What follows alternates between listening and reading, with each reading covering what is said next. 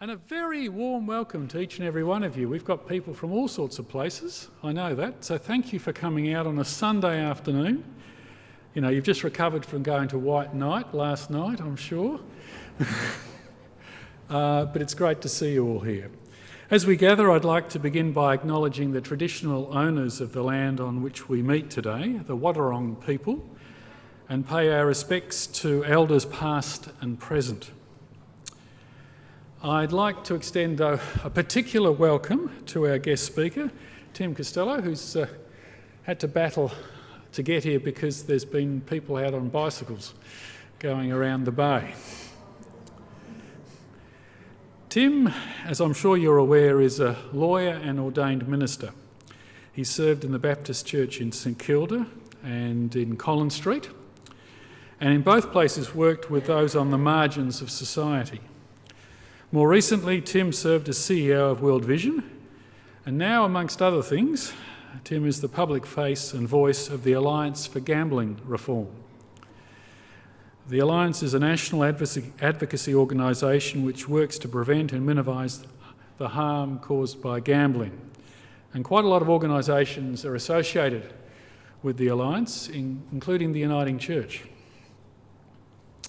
Today's forum is planned to take about an hour, so we'll, I think, have a presentation from Tim for about 3/4 of an hour or so, and then there'll be an opportunity for questions.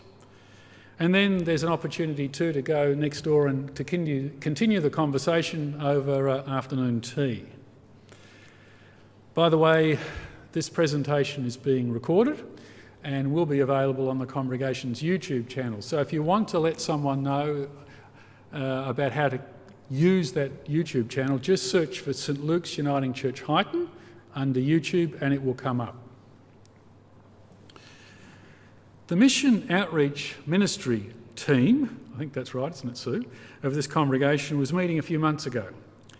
And Sue Anderson, the convener, who's sitting over there, handed out an article from the Geelong Advertiser, which detailed the most recent mind-numbing statistics related to the amount of money being fed into poker machines in this region. The group responded in the way many of us have in recent days, with a deep sense of sadness about the damage being done to individuals, families and the community as a whole by this kind of industrial scale of gambling in this city. There was also a sense of powerlessness. All right, we know the statistics, but what can we do about the disease? As a couple of people have asked me recently, what can you say to a young male, and it's generally a young male, who's still at school, who attends a footy match and spends the whole time on his phone gambling? What do we do about the proliferation of gambling advertisements on television? Advertisements shown right throughout major sporting events, including one that was significantly important for this city. Advertisements which clearly seek to normalise gambling. In recent days, there have been many voices seeking action from governments. In New South Wales, Stu Cameron, the CEO and Superintendent Minister of the Uniting Church's Wesley Mission, and Sandy Grant, Anglican Dean of Sydney, wrote an open letter to that state's political leaders. This letter, which is easy to find on the internet, reminds the political leaders in that state of the damage being done by gambling, notes that Australians are the world's most prolific gamblers, and also seeks for a unity ticket on the matter in that state in terms of the politics of that state, asking all sides of politics there to agree to do something about what's happening with gambling. Those of you who are viewers of the 7:30 program will have seen on Wednesday evening an episode in which there was a strong statement about the concern that's in our community about gambling advertisements and gambling apps, and Tim was part of that presentation. Now, the St Luke's Mission Outreach Ministry team at that meeting I mentioned earlier felt that we needed to do something and decided to organise this forum, a forum that's about next steps. And the team is therefore so pleased, Tim, that you've been prepared to come all the way down to Geelong and to share with us this afternoon. Thank you so much, Tim. We look forward to what you have to share with us.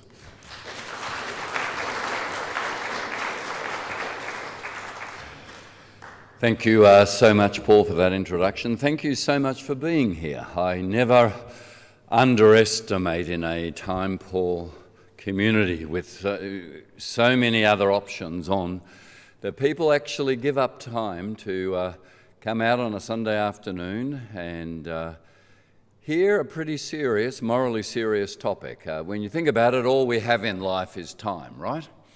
It's why when someone wastes your time, they're really a thief. You never get it back, do you? To choose to give up your time, to invest your time as you have this afternoon, I think is both commendable, and I'm grateful, and it says something about the calibre of your concern for your city. Okay, now let me get the painful bit out of the way right at the start. I'm an Essendon supporter. Full stop. I don't think I'm going to say anything more after that.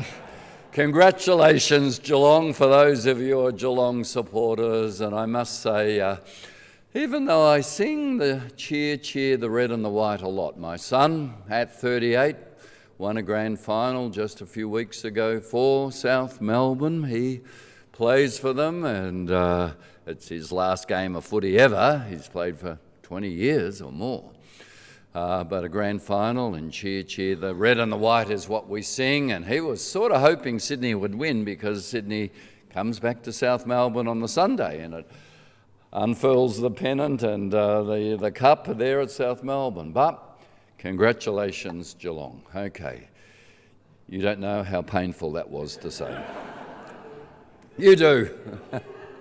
You're a Collingwood supporter. Well, I don't know if you're a person of Christian faith or not, but I preach you can't be a Christian and barrack for Collingwood. I preach that. But anyway, we'll move on. I want to really do three things in this talk. The first is to give you an overview nationally and perhaps culturally of the gambling story in Australia. I wrote a book called Want to Bet back in 2000 because I was really worried back then about some of the things I'm going to tell you have only got worse. Secondly, I want to talk a bit about Pokies and the Geelong figures. Thirdly, I want to talk about sports bet advertising, but online wagering generally. So in those three areas. If I can start with the cultural story. When I wrote Wanna Bet with an age journalist, Royce Miller, in the year 2000, we both started with the premise that Australia has the greatest gambling losses because it's particularly in the DNA of Australians, of all people, of all cultures, to like a bet. Two flies crawling up a wall, we bet two up, and the Anzac tradition. That's where we started the book, because we said we just want to explore why we have the greatest losses. By the way, not only the greatest losses in the world from gambling, the greatest losses by 40% per head to the nation that comes second. If America's blind spot is guns, the rest of the world looks at us and they go, when it comes to gambling, they have completely and utterly lost the plot. In writing that book, we had a staggering discovery. We researched all the literature, and we discovered that the Kiwis, the Irish, the Chinese, the English, the list actually just goes on and on, all claim to be the greatest gamblers on earth. We discovered that they all have this myth of to be Kiwi or Chinese is to be a gambler. And that set us back. We thought, hang on, we thought this was particularly Australian. This is interesting.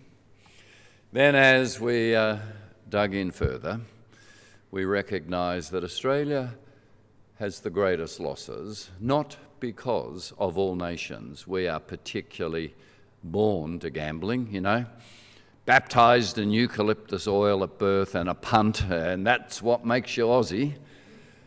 We had the greatest losses for one very simple reason. We had the most irresponsible governments anywhere in the world. That's the reason. Others who culturally, like us, boast about being the greatest gamblers, didn't have utterly irresponsible government policies. There was a moment after I'd written the book when the UK Parliament, its Recreation and Gaming and Culture Committee came out to investigate. This is about 12 years ago. It was just after they'd interrogated Rupert Murdoch when he was married to Wendy Deng, and you remember Wendy threw a punch. And that was the same group of parliamentarians. They came out. And their task, and it struck me as fascinating, their task in thinking about what policies to recommend in the UK was, in coming to Australia, I quote, to avoid the Australian disaster. That's how they actually pitched their terms of reference. It's a complete disaster here. But even they were surprised when I said, my state, your state, 14% of its revenue comes from pokies. The UK Parliament wouldn't believe me. They said, no, that figure's got to be wrong. That's not right. I said, why do you say that? That's the figure. They said, well, it can't be right. I said, why? They said, well, no government would be that irresponsible. That's what they said. The answer is, here they have been that irresponsible. One stat that you might have heard me quote in the media, or if I'll take you back, 1999, I convinced my brother, then Treasurer, to have a productivity commission looking into gambling. The two stats that particularly shocked us, and none of us knew at that time, was 20% of all the world's pokies are in Australia. The second stat was 42.3 cents in every dollar going through a poker machine comes from someone who's addicted. Now, I don't mind a drink, but if 42% of alcohol sales and profits were coming from alcoholics, we'd all agree we have a problem, wouldn't we?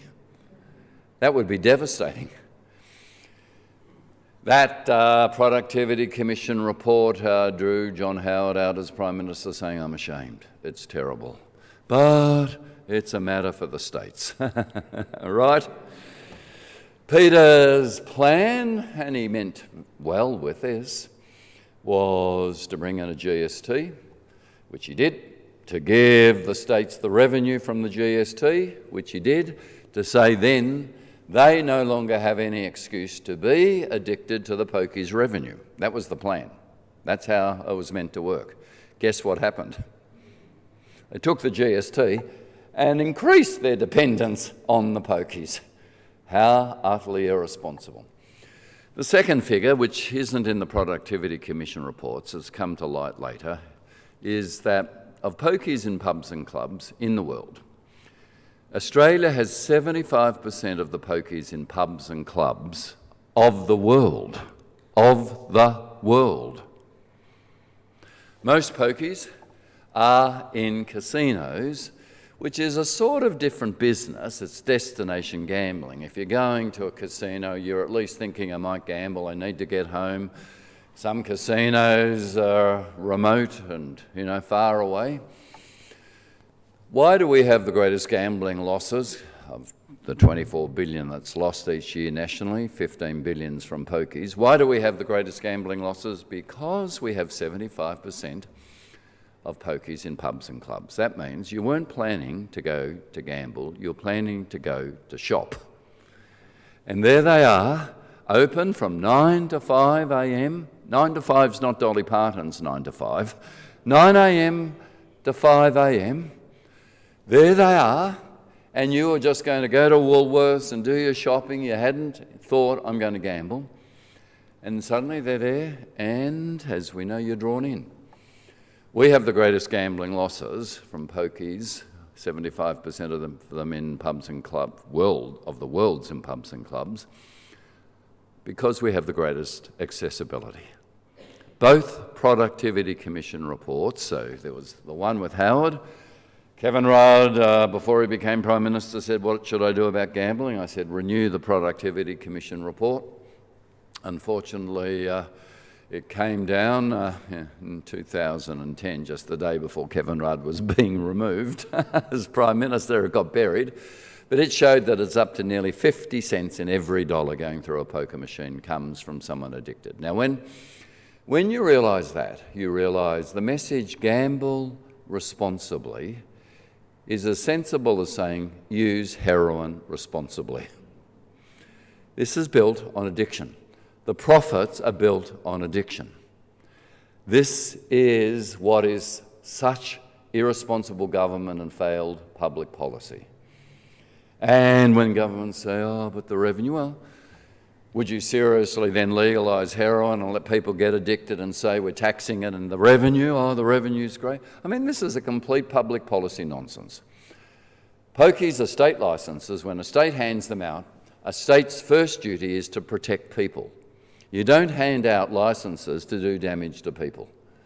This is why this has been so utterly irresponsible. But because they're so accessible and endemic, they've literally captured the culture.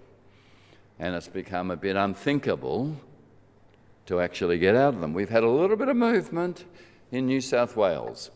Last Saturday and Sunday was both days. The Premier Dom Perrottet, who I've been talking to, was interviewed in 2 different articles. And he said words that no Premier of New South Wales has ever said. He said, we are taking taxes from social misery. It actually appalls me. Can he do anything about it? Well, probably not. Why? Because Clubs New South Wales run politics in, and the Premier quietly said to me, and other New South Wales premiers, opposition leaders have said the same. Before a New South Wales election, every 4 years, now is about the time, October, it's about to happen,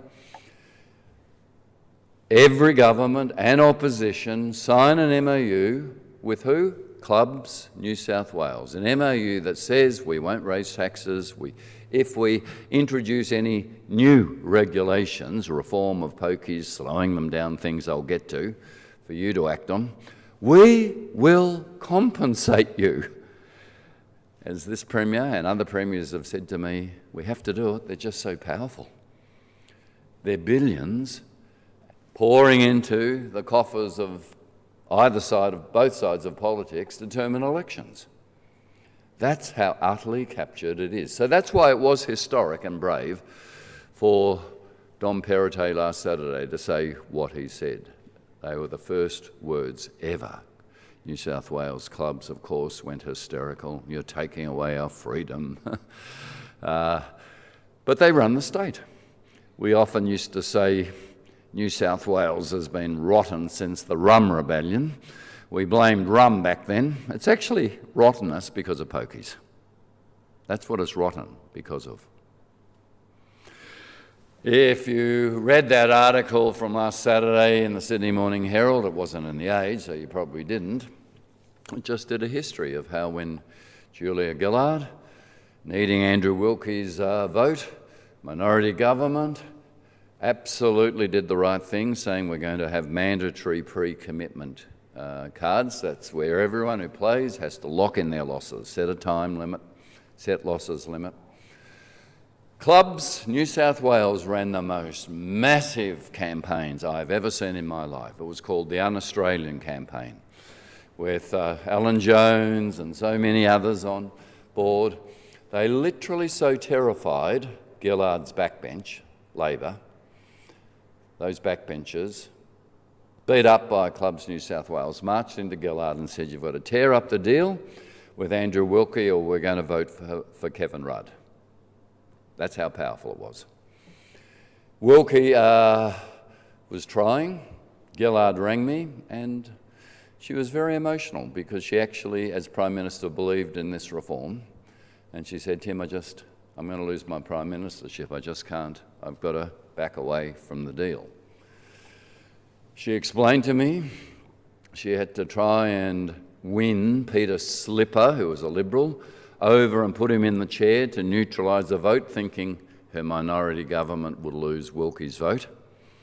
We got Peter Slipper as Speaker of the House because of Pokies. Peter Slipper, who was always an exploding cigar, as we know. This is how dominant, right to national politics, Pokies have been and are. Well, the power of that industry, $15 billion, up against the Alliance for Gambling Reform, you know, we're a body that depends on voluntary donations. Please give if you have ability to. We have a budget of $300,000 up against an industry of $15 billion. That's the David and Goliath fight we're in.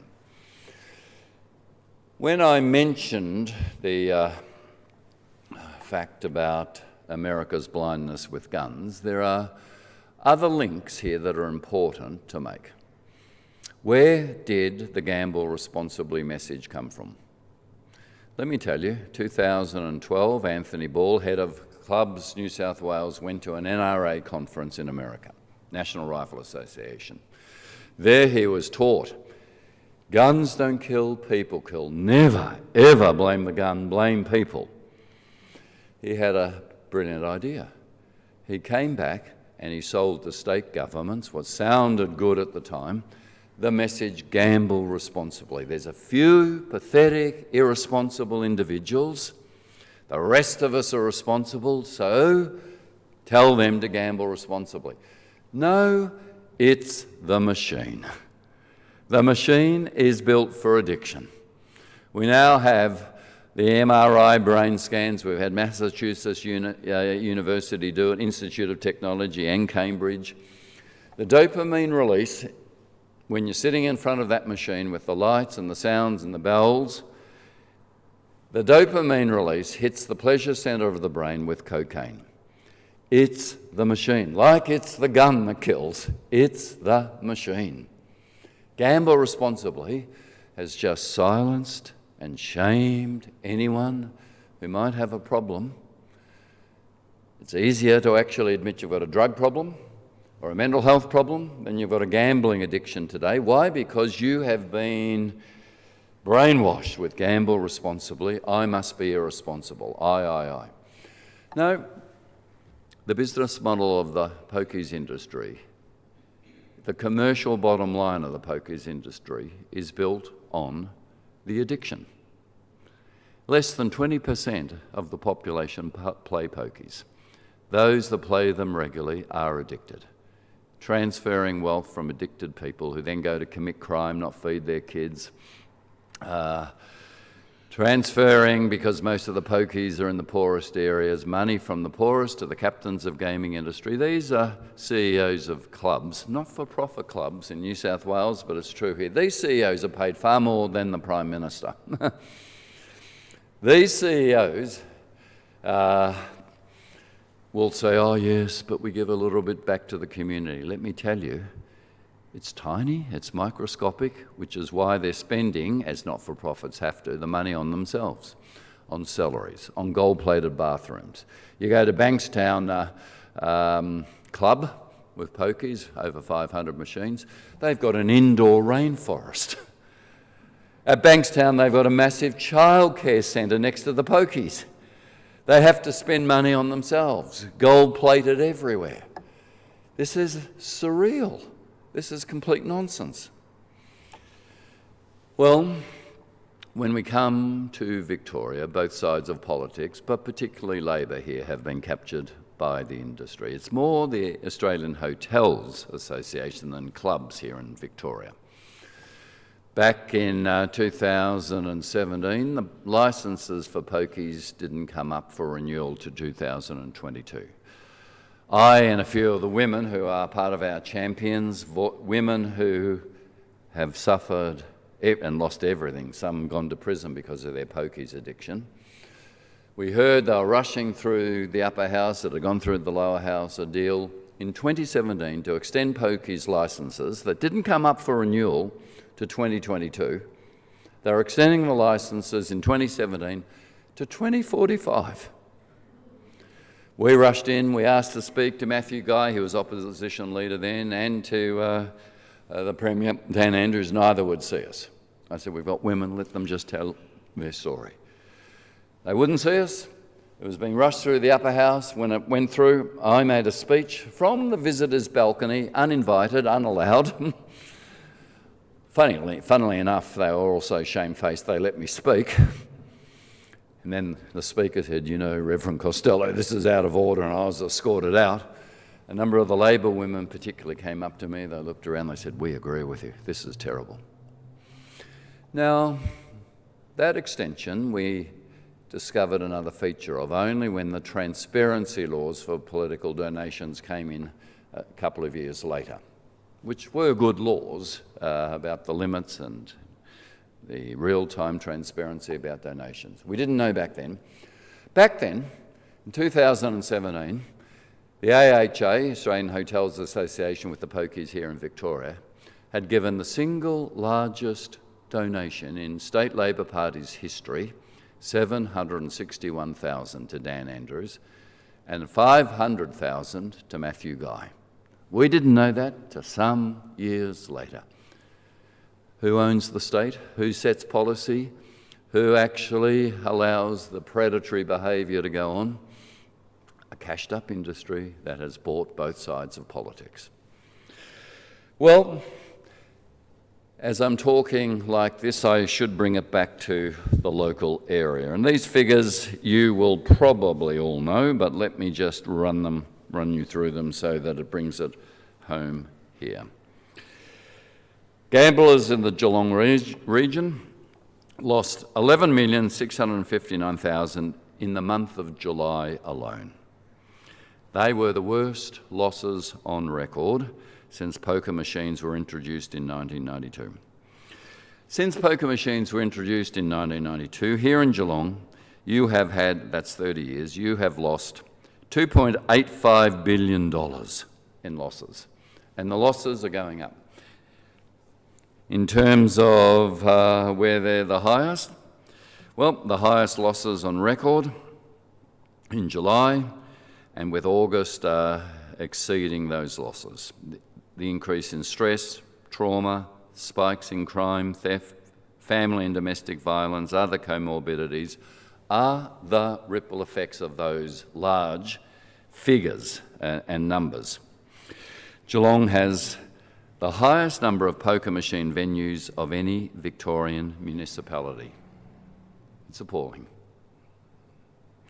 Geelong has the most harm occurring in the poorest postcodes, the lower demographic areas. And record losses each year have been growing apart from the COVID shutdown. So I could take you through those. 11 million in July 2022. Anyway, I won't go through those. What's the worst venues?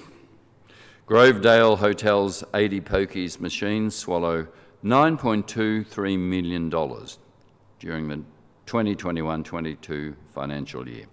Next, second was the Sphinx Hotel, took 8.8 million, followed by Buckley's 7.5 million, Norlane 6.92 million.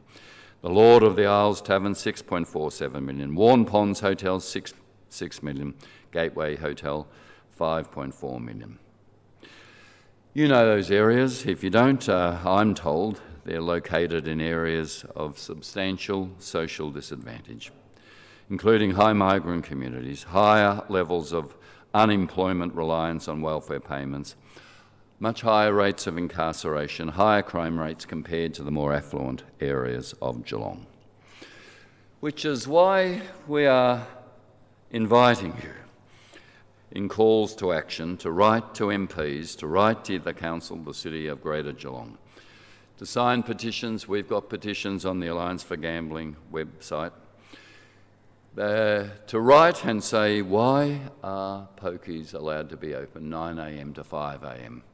As my father always said to me when I was going out as a young adult or even an old teenager, son, you've got to be home by midnight. Nothing good ever happens after midnight. Well, that's true with pokies. You're alone, you're drinking, and they particularly target women. Up until 1992, when pokies were introduced, women are only 7% of problem gamblers. When pokies were introduced, women jumped to 52% of problem gamblers. Why? Because a hotel, a club, you can dress up, you're middle-aged, you're not going to go clubbing, it's not awkward to be alone. Your husband might have fallen asleep in front of the footy, you might not have a partner. Where do you go socially where you can be with people? Someone opens the door, it's safe, someone knows your name, they give you a coffee. The devastation ripple effect from targeting women is it's still largely women that pay the rent or the mortgage, do the shopping, work out the bills when they're addicted. The ripple effects in family is just devastating. If you ask where I started being passionate about this, I wasn't particularly morally upset about pokies when they were introduced, but I was working as a pastor in St Kilda and part-time as a lawyer, a legal office in the church. And a woman, Zlata Petrovic, walked in. Married, 3 kids, middle-aged, didn't smoke or drink, never, ever been in trouble with the law. And asked me to be her lawyer, to represent her. She'd stolen $60,000 from her employer to feed an addiction, pokies addiction, introduced. She got 4 years prison, by the way. I remember visiting her in Tarrangale prison and sitting with her and thinking, how does a woman who's middle-aged, who's never been in trouble with the law, who doesn't smoke or drink, end up in jail for 4 years? That's when I started to go, these machines are addictive, profoundly addictive.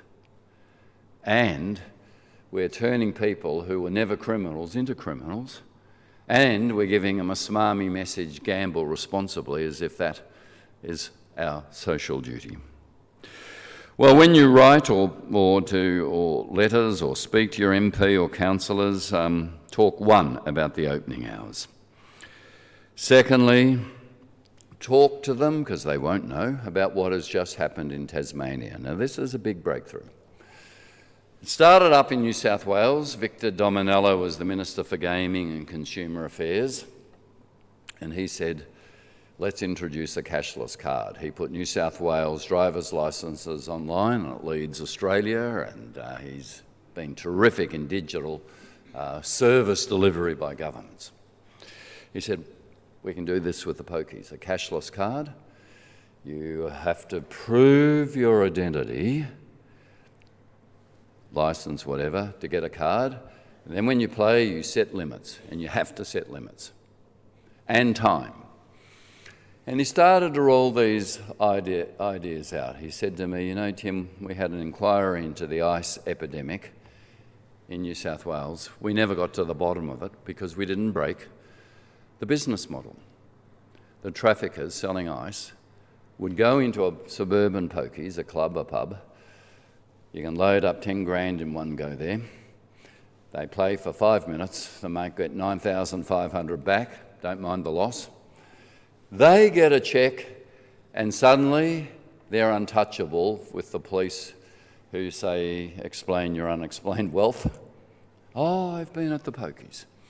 Victor Dominello said, a cashless card will work, 1, with crime, because no crime will ever reveal their identity. Secondly, it'll work with problem gamblers. They will have to lock in their losses and set a time limit. And, most importantly, we will have real-time visibility of who's doing damage to themselves. Responsible service of alcohol, if you're going to have an intervention, usually is much easier because you can see when someone's inebriated. No, we're not serving it. You can't with pokies. There's no visible physical signs. Real-time visibility, Victor Dominello said, with this cashless card will allow us to actually have venues intervene. Well, for his troubles, New South Wales clubs went ballistic, and Premier Dom Perrottet had to remove Victor Dominello from gaming. He lost the portfolio. That was in the article I talked about my conversation with the Premier at that time. He said, well, if you could get the Labor leader Chris Minns to agree on cashless cards and gambling reform, I can save Victor Dominello, I can push ahead. If it's bipartisan, Clubs New South Wales have nowhere to go. I rang Chris Minns. Well, Labor clubs have pokies, don't they, in New South Wales? No. He said, look what happened to Gillard. No, we never ever criticise clubs and pokies. And Premier Perrottet, who is a principled person, was forced to remove Victor Dominello from the portfolio. Well, Victor and I quietly worked on the Tasmanian Liberal government. 3 weeks ago, it surprised us, it shocked the hotels industry down there. The Libs announced a cashless card. Daily losses, where you have to set your losses, you can set your losses, maximum of $100 a day. Yearly losses from pokies, maximum of $5,000. Labor were slow, dragging their feet, but 3 days later, offered bipartisan support. What cost Victor Dominello his job in New South Wales has now been, and that's a great crack in the ice for us. Because if Tassie can do it, why not Dan Andrews and Matthew Guy? And why not, again, New South Wales? Well, the industry in Tassie went ballistic, but they've got nowhere to go. It's bipartisan, you see. It's why writing to both Labor and Liberal local members here is really important to say this toll and human carnage for greed for an addictive product needs bipartisan support to stand up to. Well, my time's nearly up. Let me just finish by saying, if we don't get the cashless card up, certainly what the Productivity Commission recommended in both its reports, 1999 and 2010, was $1 bet spins. Slow the machines down. Yes, you can buy your recreation and distraction time, but you can't do the rapid damage. Now, this is the NRA. Final analogy I'll leave you with.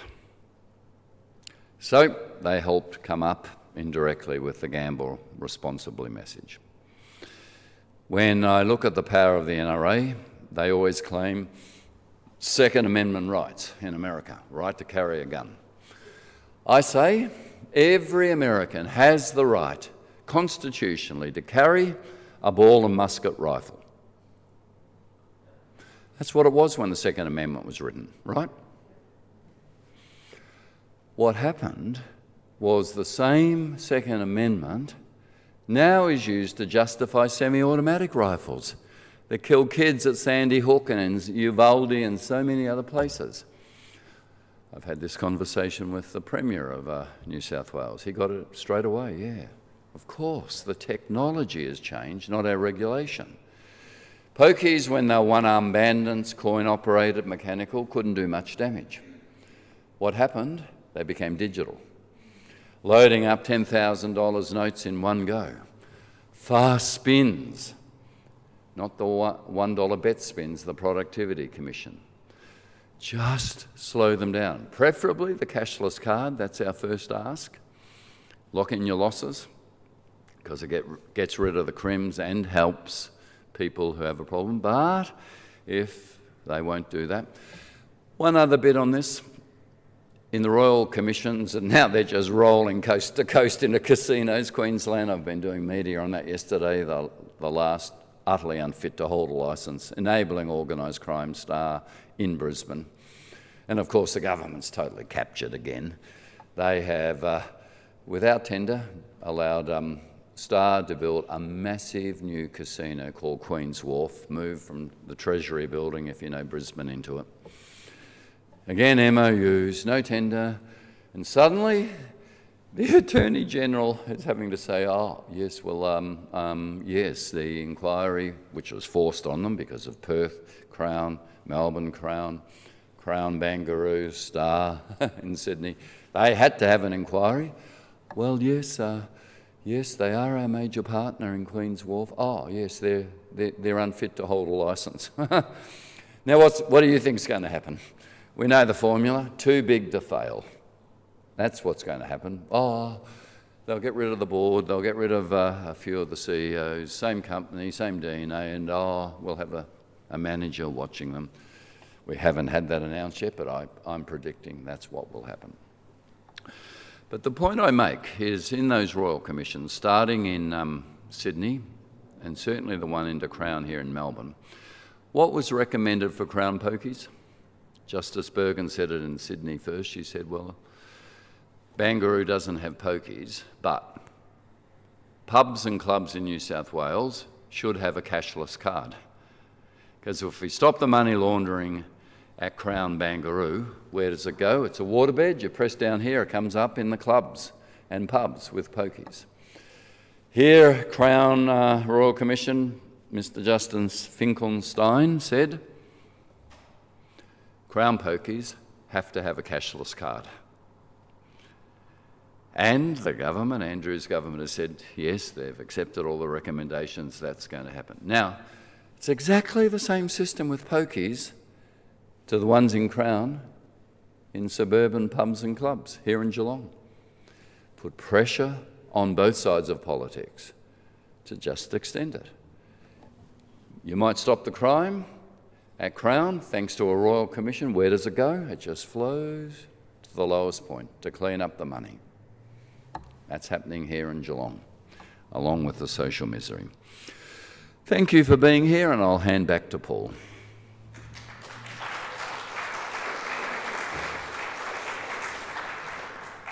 So we're going to have some questions in a moment or two, but if I can have one quickly, probably not going to be a short answer though. These things. Oh, I didn't get on a sports ad. Sorry, thank you. I forgot that my third point. Very quickly, I'll get carried away. One figure, and it probably says it all.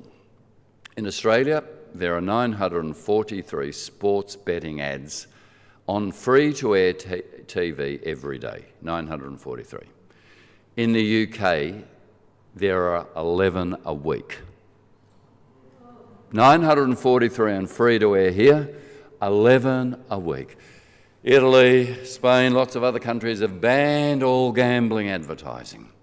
Now, this sports betting ad is for the feds. It's under the communications power of the Constitution, and we are wanting your voice to put huge pressure.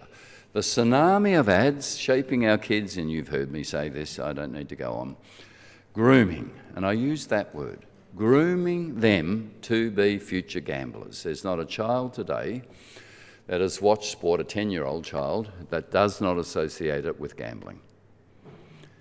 They know the odds. They know the jingles. They know the logos. Professor Samantha Thomas at Deakin has done the research. 80% of 10-year-olds know all the jingles and the logos and the odds. 80%. It's an adult product. The industry will say, oh, but it's legal. Well, tobacco's legal. Do we allow that to be advertised?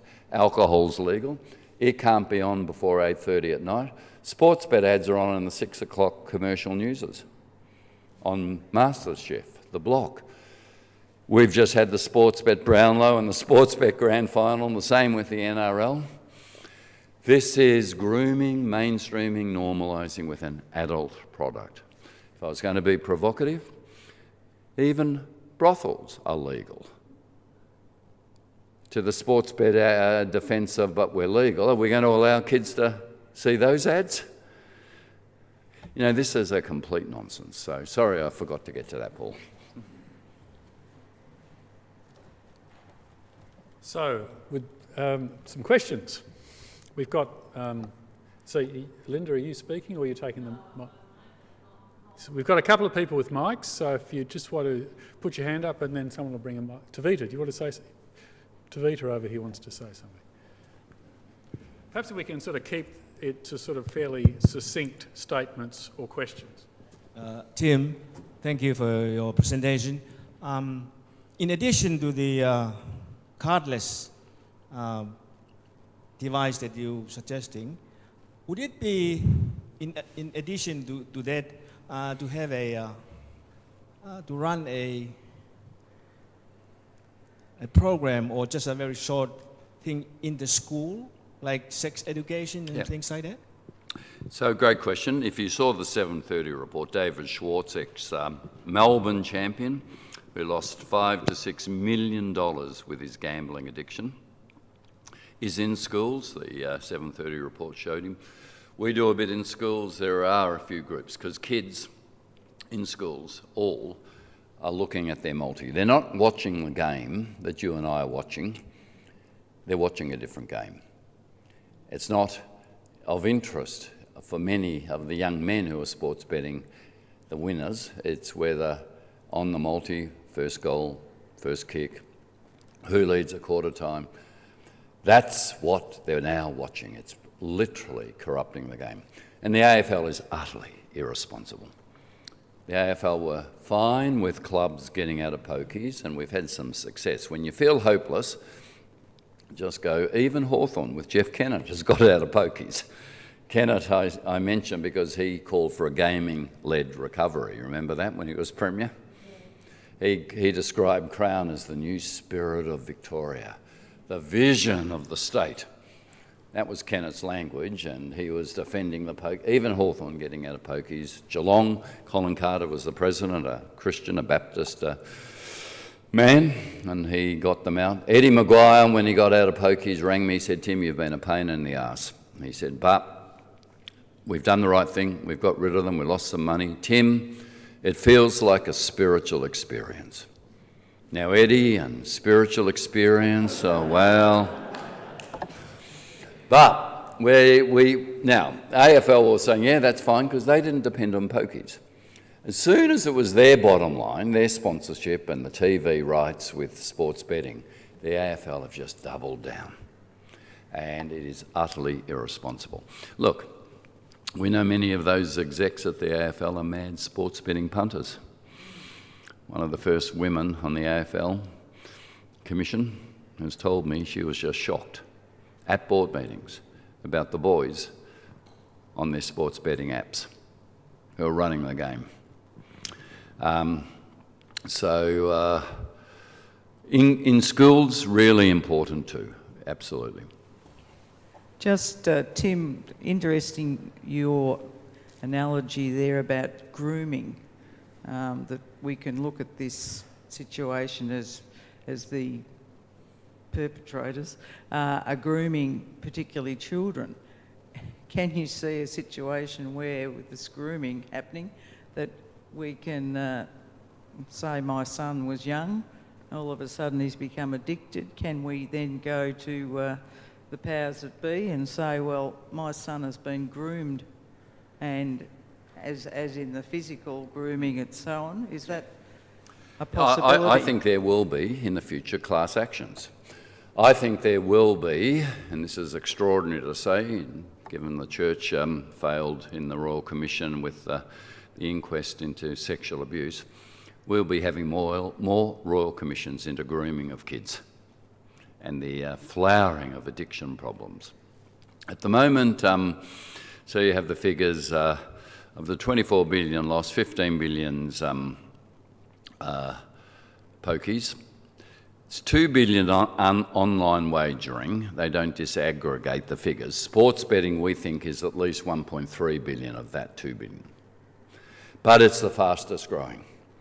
It's growing by 30% each year.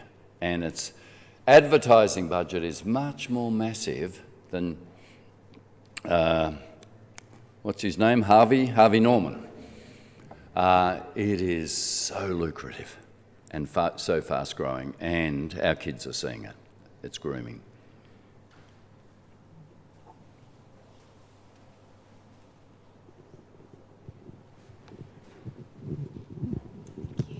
Tim, thank you. On that note, with vulnerable children, I've got a 7-year-old who normally doesn't watch commercial TV, and when we watched the grand final, it was really upsetting to see him encounter these. And in terms of his rights as a vulnerable child, his advertising for junk food is regulated, and yet this advertising is not. I was interested in your comments in relation to another matter about Bill of Rights this week. Is there any sense of protecting vulnerable people through a Bill of Rights, perhaps in the future, that it sounds like the judiciary, perhaps in the Royal Commissions, are more sympathetic to politicians? Is that something that we could perhaps see? Yeah, I on another issue was saying we are the only Western democracy nationally that doesn't have a Bill of Rights, and I won't get into that debate. But the importance of actually codifying rights allows you to say the rights of children. So we've signed the UN Convention on the Rights of the Child. When you sign it, you have a certain number of years to you ratify, you then domestically enact it in all your A Bill of Rights would give great focus to doing that, saying, what about their rights to be protected from adult products? And you create a liability, because in law, to prove the grooming has to be proved, perhaps prove a new tort, a civil wrong of injury, you know, there's a lot of work. A Bill of Rights can cut through that really simply.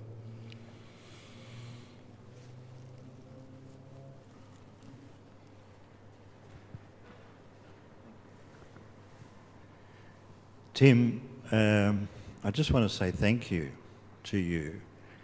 I saw that 7:30 report this week on ABC and saw your involvement, and I knew about this upcoming event, and just to know your faithfulness over so many years in standing up to this horrible thing, it gives people like myself, I think, some sort of sense of hope, and I'm just very thankful. Thank you. I'm humbled. Thank you for saying, and coming from a Collingwood supporter. Anything's possible. And he's a very loyal Collingwood supporter as well. Good on you. Tim, is there any data which says of all of the money which goes into the poking machines, what percentage of that comes back to the players? Yeah. So with those in clubs, the club gets a higher percentage than those in hotels. So basically, for every dollar going through, I'll simplify it, 13 cents is lost.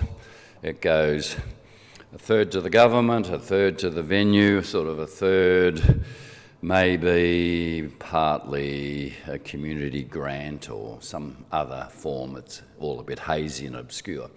So, but you've triggered another question, which I should say. People often go, yeah, but the money's not lost. If we're going through Pokies, it's creating, you know, economic activity. So we have a study showing $1 million spent on hospitality creates 20 jobs. $1 million spent on retail, 10 jobs. $1 million going through a poker machine, less than 2 jobs. That means Pokies, apart from all the social misery, are a job killer. When a Pokies venue opens up, the small businesses actually start to lose. And they're the ones who are employing people, because that money doesn't take many jobs to open a machine and empty the money, you see. That is substitution from the otherwise job-creating, job-surging economy that happens with Pokies. But largely, for every dollar, it's about 13 cents that, you know, gets lost and goes on tax and back to the club. It's back to the pub. The pubs have to pay higher tax than clubs.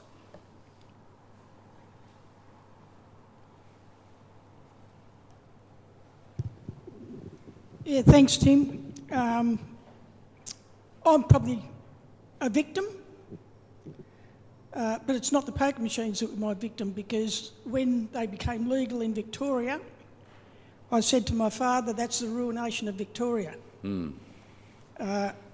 Back then, if you wanted to have a go at the Pokies, you got a bus up over the river, and you might do that once a month or once every 2 months. Now they're on the doorstep. But I don't want to talk to you about the poker machines, because I lost everything in 2020. I've done 2 years in jail as a result of my mistakes. I openly admit I made the mistakes. But it's the betting agencies that you were referring to, Sportsbet, Yep. Neds. Yep. Ladbrokes, all those. It's inundated everywhere you look. I totally agree. We banned cigarette advertising, alcohol advertising, as you said, after 8:30 at night. Something has to be done about the betting but I'd go one step further, and you're probably the man to do it, and that is approach every major bank, say to those banks, anyone who wishes to transfer money from a credit card to a betting agency, that cannot be permitted. Yeah. Because that's where I lost all my money. Easy accessibility of credit cards, and you just feed that habit through that. Yeah. So go through the back door. Yeah. Yep. Thank Go you. through the back door. And thank you for being both brave and vulnerable, and you're not alone. There are so many stories like yours. Thank you. You know, I would often say the problem with sports betting ads is you can lose your home without leaving your home. It's on your phone. It's a link to credit, maybe a mortgage. We now have had credit card banned with the sports betting ads. Online offshore wagering companies still sometimes get through, but we've had a few small wins there. And what you said about the ubiquity of it is terrifying. You know, I was shocked how Jaden Stevenson, who placed a bet through sports betting and when he was playing for Collingwood, was put out for 19 weeks. The AFL was the judge, jury and executioner. Now, where would Jaden Stevenson have got that idea to place an ad? Oh, the AFL betting app, the website, the MCG where he was playing and all the boards. You know, the hypocrisy of this. And for people like you who love their sport but want to stay away from gambling, where do you go? That's what's so exclusive. We've had a lot of discussion this week about Andrew Thorburn and what it means to be inclusive and exclusive and diverse. You know, what about people who have been struggling with gambling, who love their sport, fathers who tell me they can't take their son to the MCG because the ads come up and it triggers like that, or watch the grand final. It's utterly exclusive and terrifying.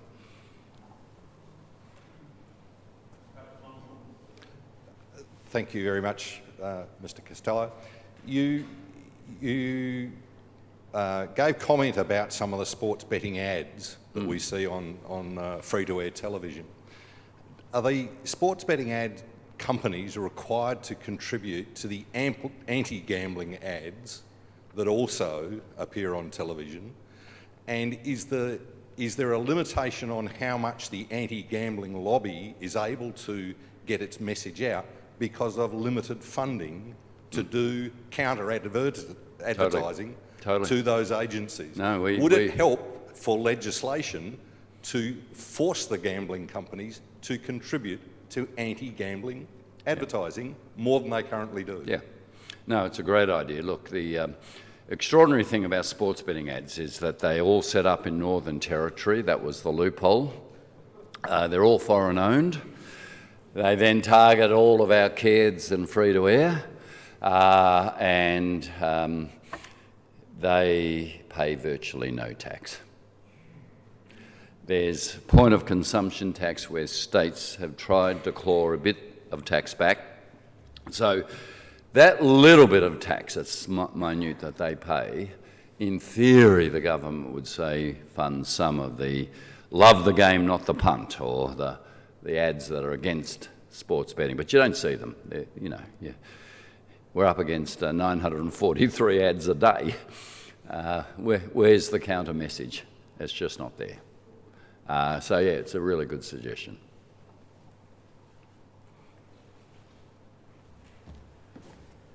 I think we might call stumps or something. But look, I'd like to make 3 points. First of all, a couple of things Tim has said that I hope you heard, one of which was that the Alliance for Gambling Reform needs our support. So you can find out all about it on the net, just look it up. So I'd encourage you to do that. and find out about what they're doing. And if you're prepared to, perhaps make a financial contribution towards their work. Secondly, Tim said that we should write letters. And I know politicians read letters, and especially if they get a lot of them, they take notice of them. So let's write letters to all sides of politics, state and federal. And thirdly, I just want to reinforce the words that Rob Van Zetten offered to you, Tim, a few minutes ago. We are so thankful, A, that you're here, but B, that you continue to engage in actually putting yourself out there to try and do something about this scourge that is inflicting so much pain in so many places. So we just want to thank you for being here and pray God's blessing and power and encouragement upon you as you continue in your role.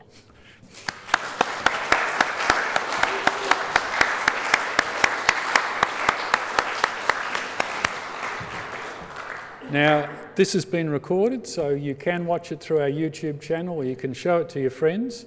There will be a chance for a bit of low-key conversation and sharing over a cup of tea, which I guess gets underway about now, doesn't it, Sue? So you just go through the passageway there in the hall next door. There will be some tea and coffee and even biscuits. The toilet's over there if you need to use it. Thank you for coming.